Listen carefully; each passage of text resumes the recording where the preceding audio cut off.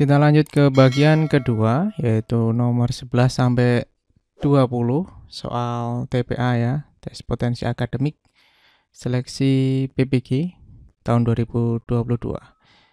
Di sini nomor 11 ada soal bilangan yang tepat untuk mengisi titik-titik pada deret angka di bawah adalah ada 3, 8, 14, 21, 22, 38.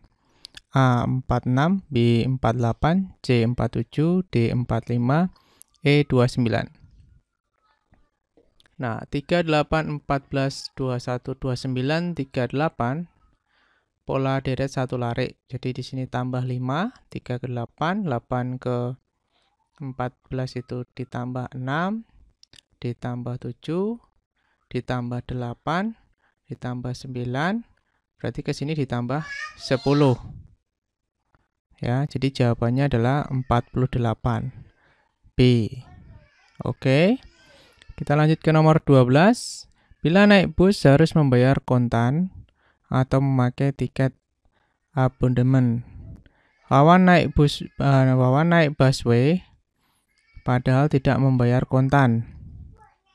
A. Wawan tidak membayar untuk naik busway. B. Wawan membayar kontan untuk naik busway. C. Wawan membayar dengan tiket abonemen. D. Wawan tidak mempunyai tiket abonemen. E. Wawan tidak mempunyai uang kontan. Pembahasannya, untuk naik busway dapat menggunakan salah satu dari dua cara, yaitu membayar kontan atau memakai tiket abonemen. Jika Wawan tidak membayar kontan, berarti dia membayar dengan tiket abonemen. Jadi, jawabannya adalah C. Wawan membayar dengan tiket abonemen. Kita lanjut ke nomor selanjutnya. Nomor 13. Korban yang memiliki tabungan kurang dari 3 juta rupiah mendapat bantuan dan hadiah. Andri menerima bantuan tetapi tidak menerima hadiah. A. Andri adalah korban yang tabungannya lebih dari 3 juta rupiah. B. Andri adalah korban yang tabungannya kurang dari 3 juta rupiah. C. Andri adalah korban yang berhak menerima hadiah.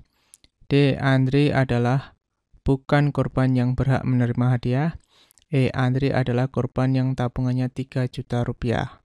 Pembahasannya, seseorang disebut korban yang memiliki tabungan kurang dari 3 juta rupiah apabila mendapat bantuan dan hadiah. Jika hanya menerima salah satu saja, dia bukan seorang korban yang tabungannya kurang dari 3 juta. Catatan, predikat dari premis ini adalah jumlah tabungannya, bukan korban. Jadi, Andri tetap merupakan korban, tetapi jumlah tabungannya lebih dari 3 juta. Jadi, jawabannya adalah yang A. Andri adalah korban yang tabungannya lebih dari 3 juta rupiah. Kita ke nomor 14. Semua pesawat adalah kendaraan. Sebagian kendaraan tidak komersial. A. Sebagian pesawat tidak komersial. B. Semua yang komersial bukan pesawat. C. Sebagian yang komersial adalah kendaraan. D. Semua kendaraan adalah komersial. E. Semua kendaraan tidak komersial. Jadi untuk pembahasannya adalah, jadi kita harus perhatikan ya sobat, term penengah pada kedua premis adalah kendaraan, sehingga kendaraan tidak boleh ada pada kesimpulan. Jadi kesimpulannya adalah sebagian pesawat tidak komersial. Jadi sebagian pesawat tidak komersial, itu jawabannya adalah yang A. Lanjut ke nomor 15. Semua pekerja memakai masker. Sebagian pekerja tidak memakai sarung tangan. A. Ada pekerja tidak memakai masker tetapi memakai sarung tangan. B. Ada pekerja yang tidak memakai masker dan tidak memakai sarung tangan. C. Ada pekerja yang memakai sarung tangan meskipun tidak memakai masker. D. Ada pekerja yang tidak memakai masker tetapi memakai sarung tangan. E, ada pekerja yang tidak memakai sarung tangan tetapi memakai masker. Jadi di sini semua pekerja memakai masker ya. Tetapi sebagian pekerja tidak memakai sarung tangan. Pembahasannya, jadi ada pekerja yang tidak memakai sarung tangan tetapi memakai masker. Jadi di sini berdasarkan hukum silogisme, penarikannya kesimpulan adalah ada pekerja yang tidak memakai sarung tangan tetapi memakai masker ya, karena semua pekerja memakai masker. Jadi pilihan A hingga D jelas salah. Ya, karena tidak sesuai dengan premis pertama bahwa semua pekerja memakai masker. Di yang A ada pekerja yang tidak memakai masker, salah ya. Ini B tidak memakai masker, salah. Tidak memakai masker, salah. Kemudian ada pekerja yang tidak memakai masker, salah. Jadi jawabannya yang E.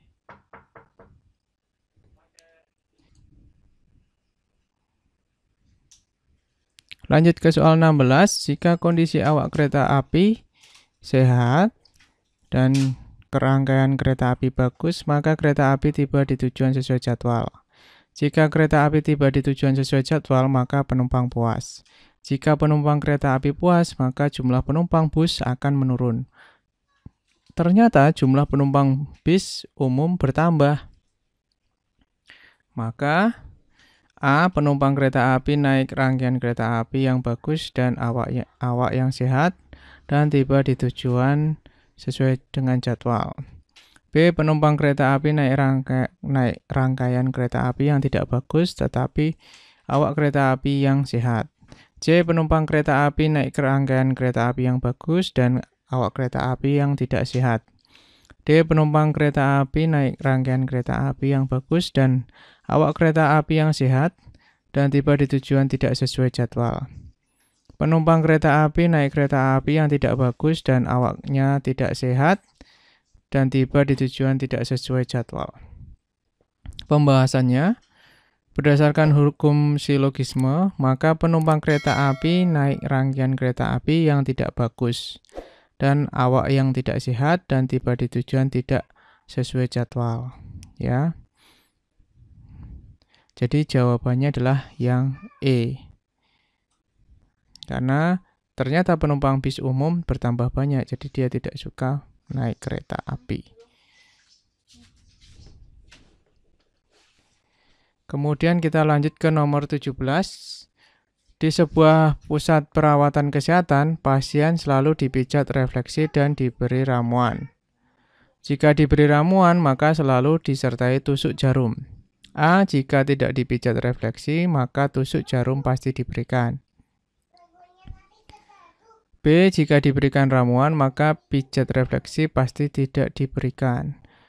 C. Jika tusuk jarum tidak diberikan, maka pijat refleksi pasti tidak diberikan. D. Jika diberikan tusuk jarum, maka pijat refleksi pasti tidak diberikan. E. Jika tusuk jarum tidak diberikan, maka pijat refleksi diberikan. Pembahasannya, perawatan itu selalu dapat pijat refleksi dan ramuan. Nah, kalau dapat ramuan, pasti ditusuk jarum. Jadi, jika ditusuk jarum tidak diberikan, maka pijat refleksi tidak diberikan.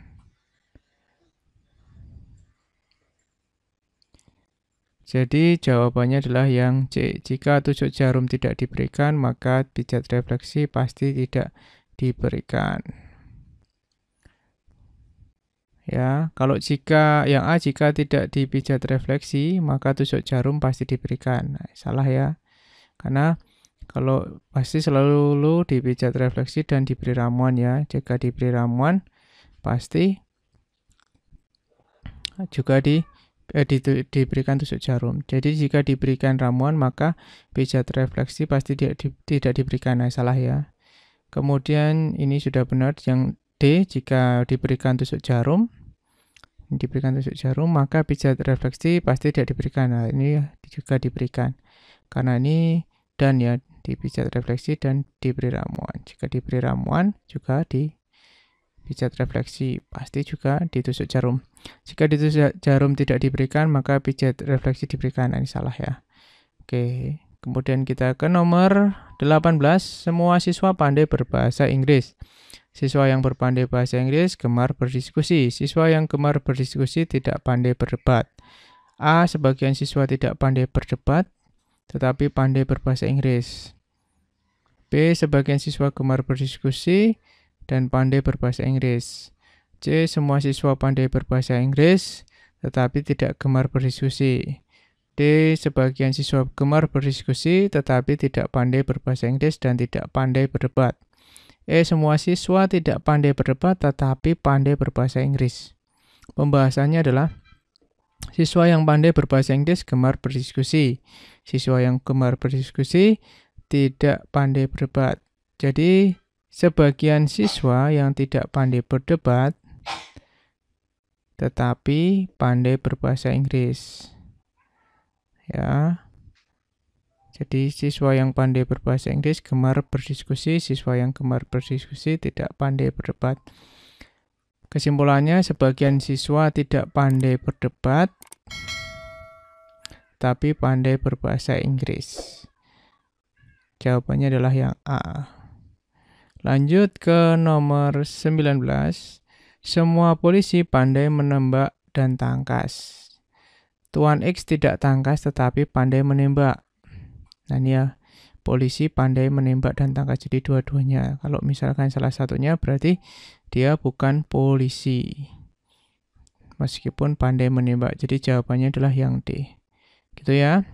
Syarat seorang disebut polisi adalah pandai menembak dan tangkas. Karena Tuan X hanya pandai menembak tetapi tidak tangkas, maka Tuan X bukan seorang polisi meskipun pandai menembak. Jadi jawabannya yang D. Kemudian selanjutnya adalah nomor 20. Nah, semua sekolah suka mengadakan pertunjukan musik. Jadi semua sekolah suka musik ya, membuat pertunjukan musik ya. Kemudian sekolah yang suka mengadakan pertunjukan musik suka mengadakan bakti sosial. Jadi semua sekolah suka mengadakan bakti sosial. Sebagian sekolah yang suka mengadakan bakti sosial tidak suka mengikuti kompetisi dan kompetisi olahraga antar sekolah. Oke, jadi langsung saja kita bahas ya. Sekolah yang suka mengadakan pertunjukan musik suka mengadakan bakti sosial. Sebagian sekolah yang suka mengadakan bakti sosial tidak suka mengikuti kompetisi olahraga antar sekolah. Jadi sebagian sekolah yang suka mengadakan pertunjukan musik tidak suka mengikuti kompetisi olahraga antar sekolah. Ya, artinya sebagian sekolah yang lain suka mengikuti kompetisi olahraga antar sekolah. Jadi jawabannya adalah yang A. Sebagian sekolah suka mengikuti olahraga antar sekolah.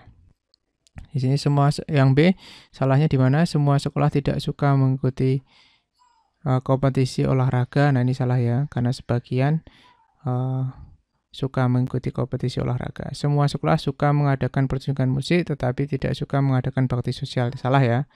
Jadi di sini semua sekolah suka mengadakan pertunjukan musik. Kalau mengadakan pertunjukan musik suka mengadakan bakti sosial. Kemudian yang D, sebagian sekolah suka mengadakan bakti sosial tetapi tidak suka mengadakan pertunjukan. Nah, ini juga salah.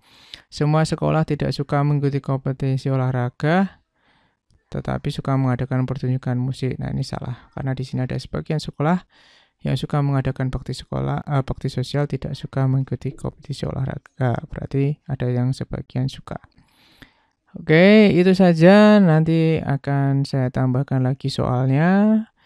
Semoga bisa menambah ya referensi bagi teman-teman yang sudah menonton video ini dari nomor 11 sampai nomor 20 beserta pembahasannya ya. Terima kasih sudah menonton. Jangan lupa untuk menonton bagian yang ketiga. Sampai jumpa dan salam sejahtera, sehat selalu.